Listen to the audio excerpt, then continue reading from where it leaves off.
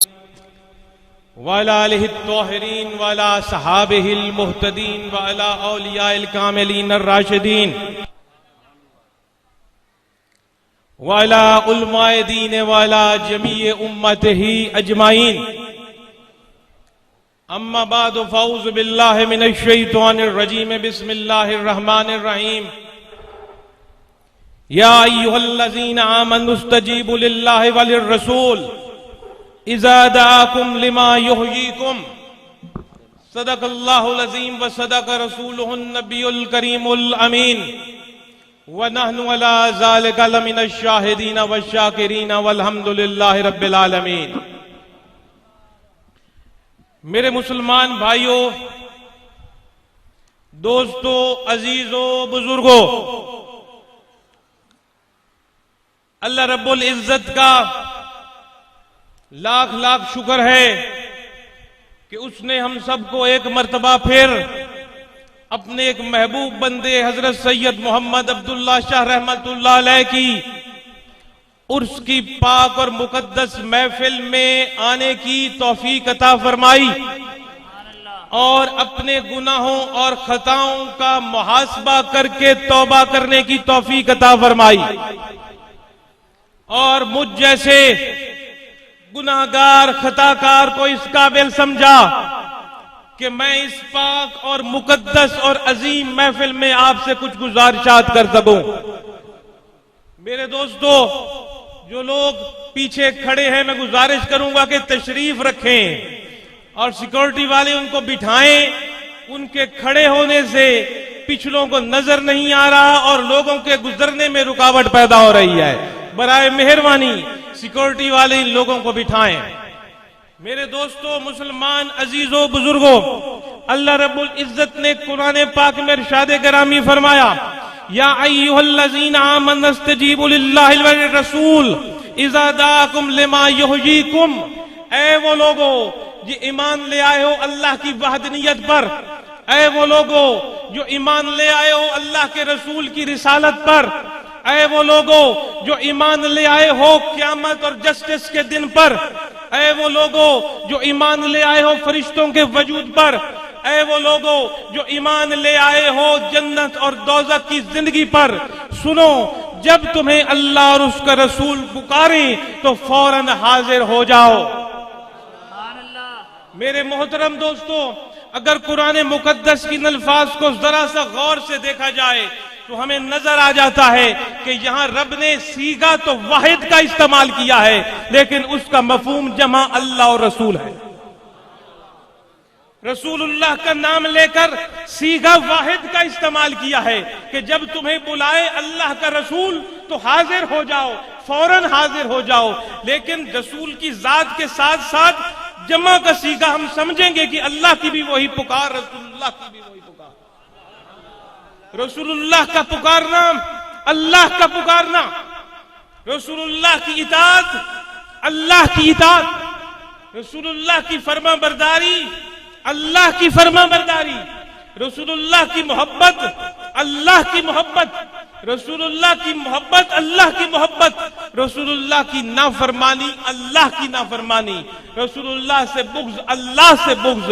تو یہ صیغہ تو واحد کا ہے لیکن جمع کر دیا گیا ہے کہ رسول کی پکار اللہ کی پکار ہے، کیونکہ اللہ کا رسول نہ اپنی مرضی سے کچھ بولتا ہے نہ اپنی مرضی سے کچھ کرتا. اللہ کے رسول کی زبان مبارک سے نکلا ہوا ہر لفظ یوں سمجھیے اللہ کا حکم ہے. وہ الفاظ یا تو قرآن بن گئے یا حدیث بن گئے اور اس زبان سے لکھا ہوا ایک ایک لفظ حق حق حق. یہاں خالق کائنات نے فرمایا اپنے حبیب کے بارے میں کہ جب تمہیں اللہ کا رسول پکارے تو فوراً حاضر ہو جاؤ. اور وہ تمہیں بلاتے کس چیز کی طرف ہیں؟ وہ تمہیں بلاتے ہیں حقیقی زندگی کی طرف. کس کی طرف؟ حقیقی زندگی کی طرف. یہ زندگی نہیں ہے جو آپ اور میں جس کو زندگی سمجھ بیٹھے ہیں. یہ جو ایمان سے خالی ہے وہ چلتا پھرتا مردہ ہے. اللہ کا رسول اور اللہ ہمیں کس حقیقی زندگی کی طرف بلاتے ہیں؟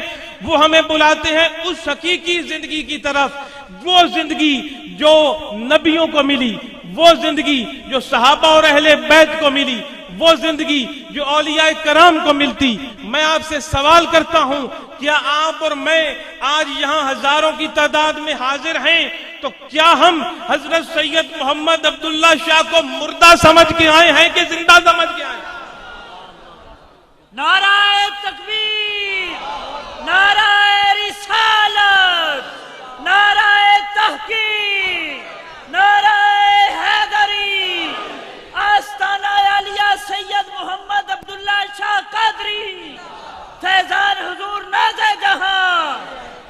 آج سے 50-55 سال پہلے ظاہری طور پر آپ کی اور میری دنیا کی الجھ ذہنی نظروں سے اوجھل فرمانے والی شخصیت حضرت سید محمد عبداللہ شاہ رحمت اللہ علیہ اگر مر گئے ہیں، مٹ گئے ہیں، ختم ہو گئے ہیں تو یہ ہزاروں لوگ یہاں کیا تماشا دیکھنے آئے ہیں؟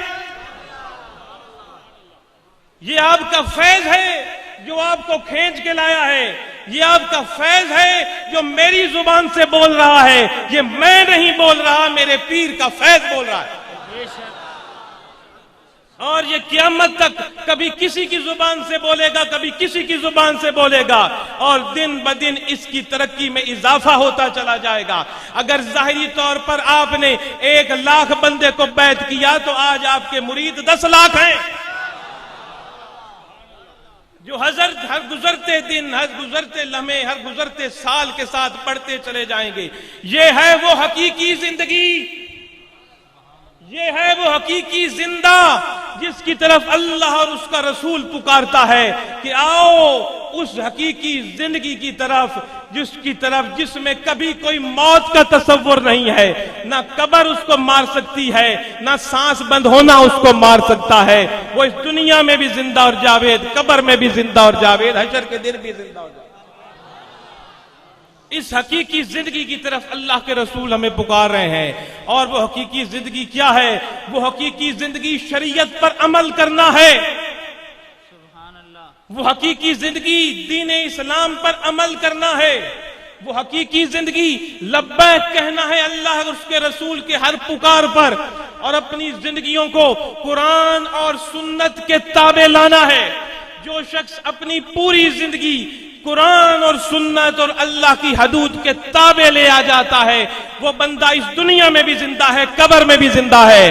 اور جو بندہ اس دنیا میں اللہ کی حدود کا خیال نہیں رکھتا، قرآن کے اصولوں کی پرواہ نہیں کرتا، محمد مصطفیٰ صلی اللہ علیہ وسلم کے فرامین کو اہمیت نہیں دیتا، میں اس کو اس دنیا میں بھی مردہ کہوں گا، قبر میں بھی مردہ کہوں گا.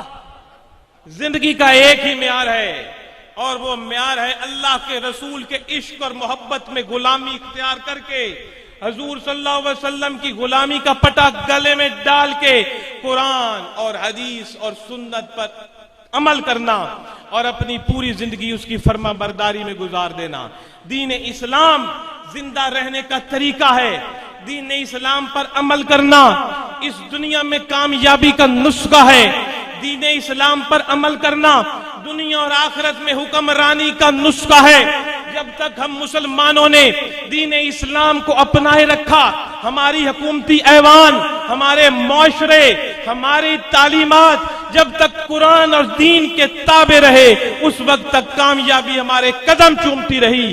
جس دن سے دین اسلام کو ہم نے نکال کر محض عبادتوں تک محدود کر دیا، غلامی ہمارا مقدر بن گئی. اور یہ زندگی ہمیں تبھی مل سکتی ہے جب دین اسلام کو عملی طور پر ہم اختیار کریں گے. کون سا دین اسلام؟ وہ دین اسلام جو اللہ کے حبیب محمد مصطفیٰ صلی اللہ علیہ وسلم کے وسیلے اور ذریعے سے آپ کی اور میرے تک پہنچا. اسلام دین ہے، مذہب نہیں ہے. مذہب عبادتوں کے مجموعے کو کہتے ہیں. عیسائیت مذہب ہے، یہودیت مذہب ہے، ہندو مذہب ہے، سکھ مذہب ہے، بت پرستی مذہب ہے.